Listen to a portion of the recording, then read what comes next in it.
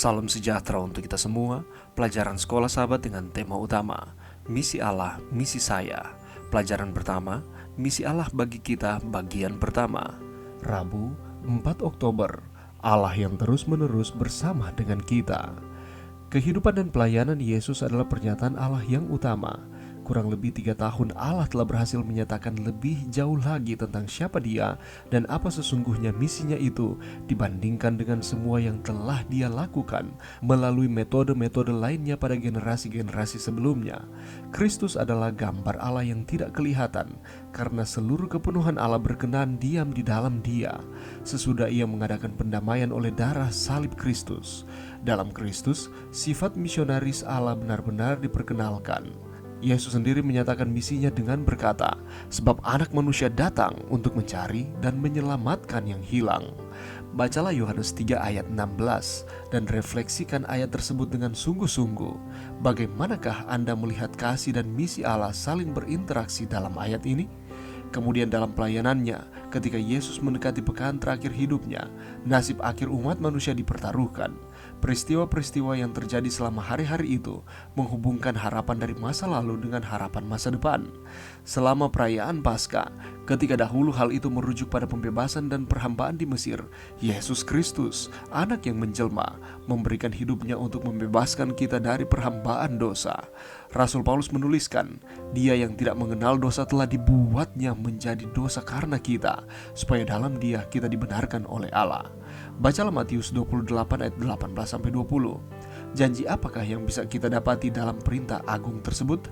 Bagaimanakah janji itu memberikan kepada kita keyakinan ketika kita terlibat dalam misi Allah? Kematian Kristus adalah bagian dari proses pendamaian dan bukan akhir dari pendamaian itu. Melalui kebangkitannya, Yesus menaklukkan dosa dan menerima segala kuasa di sorga dan di bumi.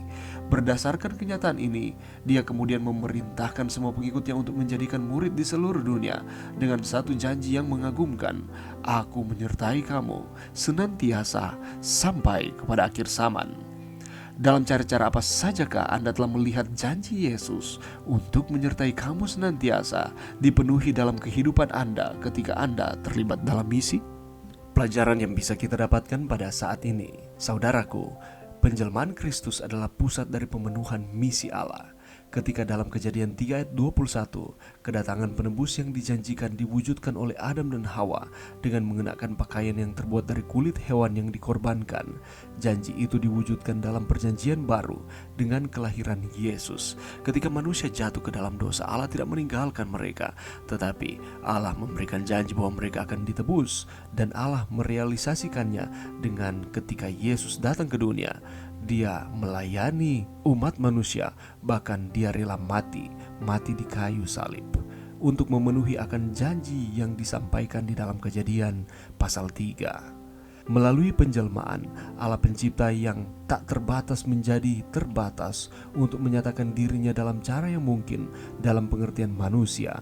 Dalam pribadi Yesus, Allah mengidentifikasi diri sepenuhnya dengan umat manusia untuk tujuan untuk mengungkapkan tidak hanya kasih Allah, tetapi juga maksud penyelamatannya bagi umat manusia.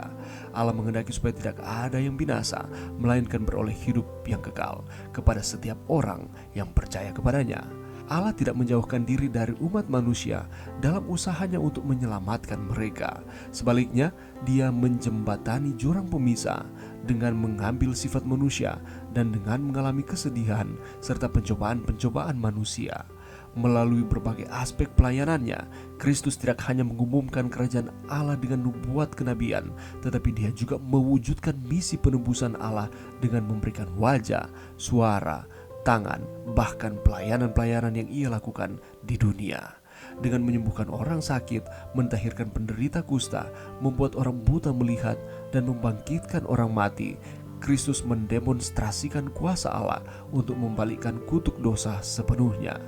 Dengan demikian, Kristus merumuskan kembali konsep kasih Allah sehingga manusia dapat memahami, mengalaminya, dan dibawa dekat kepada Allah.